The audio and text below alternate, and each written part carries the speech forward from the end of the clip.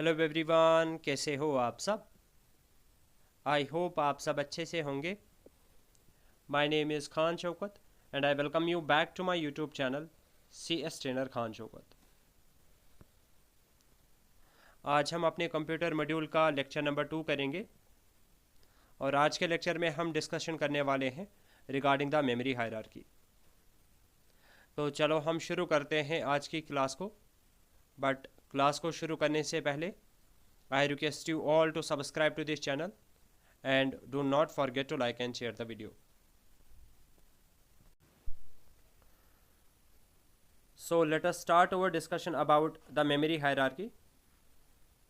इस block diagram को understand करने से पहले, मेमोरी हायरार्की को अंडरस्टैंड करने से पहले आपको ये पता होनी चाहिए कि मेमोरी हायरार्की का कॉन्सेप्ट वजूद में क्यों आया। मैं आपको थोड़ा सा यहाँ पे समझाता हूँ।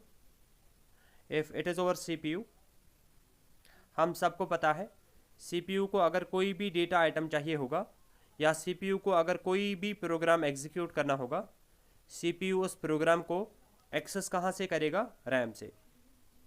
और रैम से डेटा आइटम को एक्सेस करने में या इंस्ट्रक्शंस को एक्सेस करने में CPU को ज़्यादा टाइम लगता है। उसी एक्सेस टाइम को रिड्यूस करने के लिए कॉन्सेप्ट आया मेमोरी हायरार्की का। और थोड़ा अगर मैं यहाँ पे आपको समझाऊँगा, मेमोरी हायरार्की में अब हम क्या करते हैं, CPU और रैम के बीच में एक और मेमोरी का इस्तेमाल करते हैं जिसको हम बोलते हैं cache memory. Now instead of फैचिंग data from the RAM, CPU data fetch करेगा कहाँ से? कैशे मेमोरी से। और क्योंकि कैशे ज़्यादा फास्ट मेमोरी होती है एज़ कम्पेयर टू रैम, तो अगर कैशे ज़्यादा फास्ट मेमोरी है मीन्स दैट इसका एक्सेस टाइम क्या है? कम। यानी कि CPU को कैशे मेमोरी से डेटा को एक्सेस करने में कम टाइम लगेगा। जितना कम टाइम लगेगा उतना ज़्यादा CPU की एफिशिएंसी इंक्रीज़ हो जाती है। आई होप ये वाला पॉइंट आपको अच्छे से समझ में आ गया होगा। अब हम मेमोरी हायरार्की के इस ब्लॉक डायग्राम पे आ जाते हैं। इस मेमोरी हायरार्की में जो टॉप पे हमें मेमोरी देखने को मिल जाती है दैट इज़ रजिस्टर्स, या जिनको हम प्रोसेसर रजिस्टर्स भी बोलते हैं। रजिस्टर्स के रिलेटेड आपको क्या क्या पॉइंट याद रख लेना है, ऑल्दो इसके रिलेटेड हमने प्रीवियस क्लास में भी बात की थी। रजिस्टर्स दुनिया की सबसे फास्टेस्ट मेमोरी है। दूसरी प्रॉपर्टी जो आप इसकी याद रखोगे दैट इज़ ये काफ़ी ज़्यादा एक्सपेंसिव मेमोरी है। एक और पॉइंट आप इसके रिलेटेड याद रखोगे, इसका जो फिज़िकल साइज़ होता है दैट इज़ वेरी स्मॉल। मैं फ़िज़िकल साइज़ की बात कर रहा हूँ। और फिर अगर मैं इसकी कैपेसिटी की बात करूँगा that is again very small. यानी कि रजिस्टर्स में हम काफ़ी कम डेटा स्टोर करके रख सकते हैं। स्मॉल कैपेसिटी और साइज़ के बारे में मैंने आपको प्रीवियस क्लास में भी बताया था। रजिस्टर्स का size generally 8 bit, 16 bit, 32 bit, 64 bit ऐसा होता है। आई होप ये वाला कॉन्सेप्ट आपको अच्छे से समझ में आ गया होगा। और यहाँ पे आप एग्जांपल्स अगर आप याद रखना चाहते हो तो ये भी मैंने आपको प्रीवियस क्लास में बताया। एक्यूमुलेटर जैसे हैं, प्रोग्राम काउंटर हैं, MAR हैं, MBR हैं। वैसे ही हम बहुत सारे डेटा रजिस्टर्स इस्तेमाल करते हैं। लाइकवाइज हम इंडेक्स रजिस्टर्स का इस्तेमाल करते हैं एंड उसके अलावा भी हम बहुत सारे जनरल पर्पस रजिस्टर्स का इस्तेमाल करते हैं। So these are some of the important points जो कि आपको रजिस्टर्स के रिलेटेड बहुत ज़्यादा इंपॉर्टेंटली नोट डाउन करके रखने हैं। मेमोरी हायरार्की के सेकंड स्टेप के बारे में बात करते हैं। सेकंड स्टेप पे जो हम मेमोरी इस्तेमाल करते हैं that is cache memory. Cache memory के रिलेटेड ऑलरेडी मैंने आपको एक दो इम्पॉर्टेंट पॉइंट्स बताए, जैसे कि अगर मैं वापस से आपको बताऊंगा, if it is over CPU and let this is over RAM, cache memory कहाँ पे लाई कर रही होती है? It works between CPU and RAM. CPU और रैम के बीच में हम कैशे मेमोरी का इस्तेमाल करते हैं। ये वाला क्वेश्चन ऑलरेडी JK SSB ने एक दो बार पूछा हुआ है और ये भी मैंने आपको ऑलरेडी बताया। Now CPU instead of searching data item from the RAM, ये इसको पहले सर्च करेगा कहाँ पे? कैशे मेमोरी में। और अगर इसको डेटा आइटम यहाँ पे मिल गया तब हम बोलेंगे यहाँ पे हिट हो गया, और अगर सीपीयू को अपना डेटा आइटम अपनी इंस्ट्रक्शन कैशे मेमोरी के अंदर नहीं मिली तब हम बोलते हैं यहाँ पे मिस हो गया। तो यहाँ पे हम एक रेशो निकालते हैं जिसको हम बोलते हैं हिट मिस रेशो। वहाँ पे आपको जाने की ज़रूरत नहीं है, आप सिंपली ये पॉइंट याद रख लेना। एक और पॉइंट यहाँ पे मैं आपको समझाने की कोशिश कर लेता हूँ। लेट अस से हमारी रैम जो है उसका साइज़ है 4 GB, और यहाँ पे जो कैशे मेमोरी हम इस्तेमाल करते हैं ना उसका साइज़ MBs में होता है। लेट अस से यहाँ पे मैं एग्जांपल ले रहा हूँ 5 MB। अब हमें रैम से कौन सा डेटा आइटम उठाना है, कौन सा डेटा उठाना है और डालना है कैशे मेमोरी के अंदर। यहाँ पे हम एक प्रिंसिपल अप्लाई करते हैं जिसको हम बोलते हैं locality of reference. Locality of reference, ये वाला पॉइंट भी ऑलरेडी एक बार पूछा गया है। कैशे मेमोरी किस प्रिंसिपल पे काम करती है? Cache memory works on the locality of reference principle. यानी कि हम यहाँ पे 4 GB में से कौन से 5 MBs कैशे मेमोरी के अंदर लाएंगे वो इस प्रिंसिपल पे काम करता है, वो इस प्रिंसिपल पे डिपेंड करता है। That is called as locality of reference.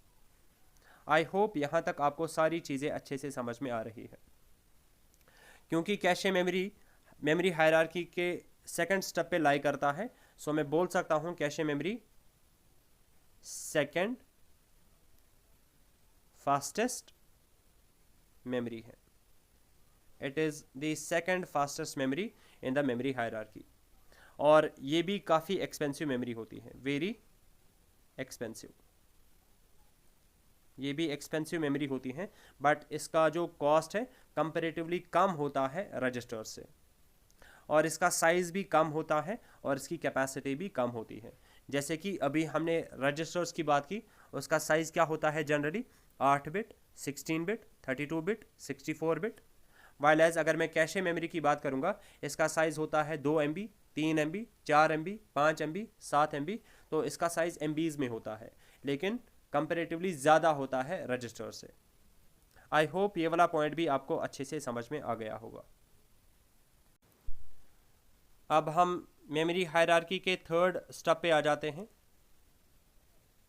Third step पे जो मेमोरी लाई करती है that is random access memory, जिसको हम शॉर्ट में रैम के नाम से जानते हैं। रैम को हम मेन मेमोरी भी बोलते हैं और रैम को हम प्राइमरी मेमोरी भी बोलते हैं। देखा जाएगा तो प्राइमरी मेमोरी में रैम भी आती है और रोम भी आती है। इसके बारे में हम आगे वाले क्लासेस में बात करेंगे। और ये जो रैम होती है ये भी एक सेमीकंडक्टर मेमोरी होती है, सेमीकंडक्टर मेमोरी होती है। ये वाला पॉइंट भी आप याद रख लेना। और जो इससे पहले हमने डिस्कस किया था कैशे मेमोरी, वो भी एक सेमीकंडक्टर मेमोरी होती है। नेक्स्ट इंपॉर्टेंट पॉइंट जो कि आपको रैम के रिलेटेड पता होनी चाहिए, that is it is volatile in nature.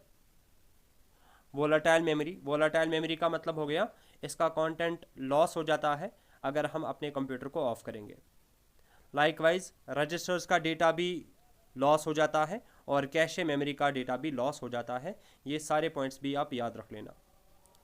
फिर अगर हम रैम के टाइप्स पे आ जाएंगे, रैम के 2 टाइप्स आ जाते हैं। वैसे देखा जाएगा तो 3 टाइप्स हैं, बट अगर हम बेसिक 2 टाइप्स के बारे में बात करेंगे, एक टाइप आता है एस रैम और दूसरा टाइप आता है डी रैम।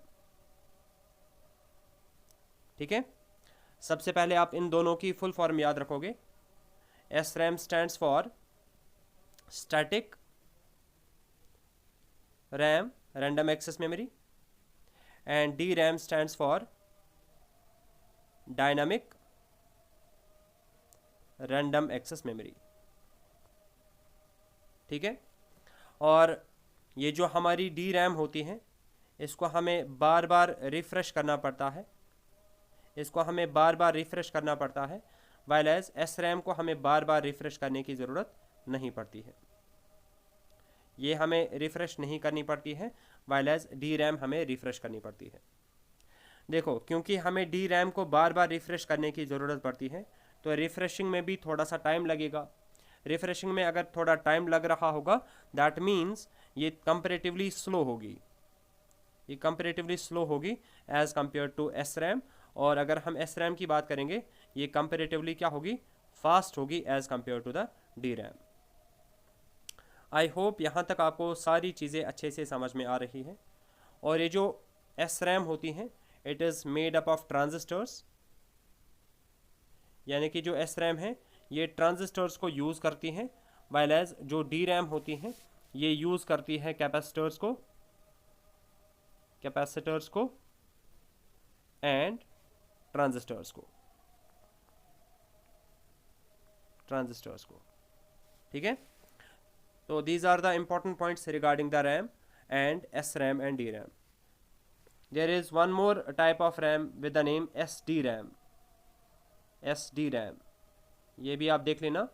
वैसे अगर मैं फुल फॉर्म की बात करूंगा that is synchronous dynamic random access memory, ये फुल फॉर्म भी आप अपनी जगह याद रख सकते हो। यहाँ पे रैम के रिलेटेड मैंने एक दो पॉइंट्स और लिखे हैं। RAM stands for random access memory. ये एक फास्ट मेमोरी होती है, लेकिन ये उतनी ज़्यादा फास्ट भी नहीं होती है जितनी हमारी कैशे मेमोरी होती है या जितने फास्ट हमारे रजिस्टर्स होते हैं। You can simply say that RAM memory hierarchy में थर्ड नंबर पे फास्टेस्ट मेमोरी आती है। और रैम अफोर्डेबल मेमोरी होती है, यानी कि इसका कॉस्ट पर बिट कंपैरेटिवली कम होता है as compare to cache memory and registers. इसका साइज़ भी मीडियम होता है, यानी कि फ़िज़िकली अगर आप रैम को देखोगे इसका साइज़ उतना ज़्यादा छोटा भी नहीं होता है और बहुत ज़्यादा बड़ा भी नहीं होता है।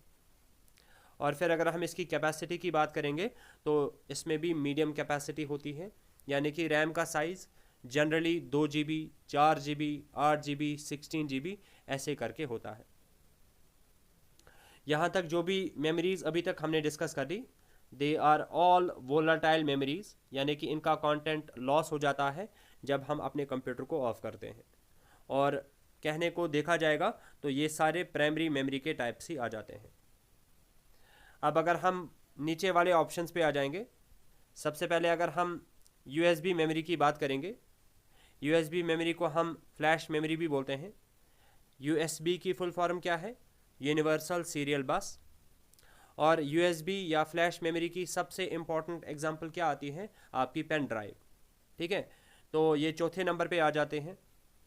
अब अगर हम इसकी प्रॉपर्टीज़ की बात करेंगे, ये स्लोअर मेमोरी होती है, यानी कि इसमें एक्सेस टाइम काफ़ी ज़्यादा हाई होता है।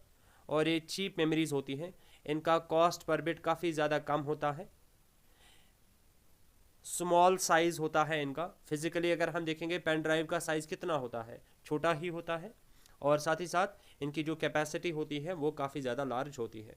जैसे आप पेन ड्राइव उठाते हो हाथ में, उसका साइज़ क्या होता है, 8 GB, 16 GB, 32 GB, 64 GB, 128 GB, यानी कि इसकी जो स्टोरेज कैपेसिटी होती है दैट इज़ वेरी गुड, ठीक है। तो आई होप यहाँ तक आपको सारी चीज़ें अच्छे से समझ में आ रही है। और नीचे वाले ये ऑप्शंस जिनके बारे में अभी हम बात कर रहे हैं they are the examples of secondary memory, और इनको हम बैकअप मेमोरीज भी बोलते हैं। फिर अगर हम नेक्स्ट मेमोरी पे आ जाएंगे that is the hard disk. इसकी प्रॉपर्टीज़ क्या है, ये भी स्लो होती है, इनका कॉस्ट पर बिट भी काफ़ी ज़्यादा कम होता है, इनका जो साइज़ होता है वो लार्ज होता है, और इनकी जो कैपेसिटी होती है दैट इज़ वेरी लार्ज। और लास्ट मेमोरी की अगर हम बात करेंगे दैट इज़ टेप बैकअप, जिसमें आपकी मैग्नेटिक टेप वगैरह आ जाती है। तो ये भी वेरी स्लो मेमोरी होती है, इसका एक्सेस टाइम और ज़्यादा स्लो होता है, और ये भी एफोर्डेबल होती है। और इनकी जो स्टोरेज कैपेसिटी होती है that is again very large. So I hope cache memory के रिलेटेड, रजिस्टर्स के रिलेटेड, रैम के रिलेटेड जो भी हमने यहाँ पे डिस्कशन कर लिया वो आपको अच्छे से समझ में आ गया होगा। इन केस कहीं पे कोई भी डाउट आता है वो आप मुझे कमेंट सेक्शन में मेंशन करके बता सकते हो। नेक्स्ट लेक्चर में मैं आपको वो वाला डाउट क्लियर करने की कोशिश करूँगा। I hope you like the lecture. मिलते हैं अब अपने नेक्स्ट लेक्चर में। Till then take a very good care of yourself. Good bye.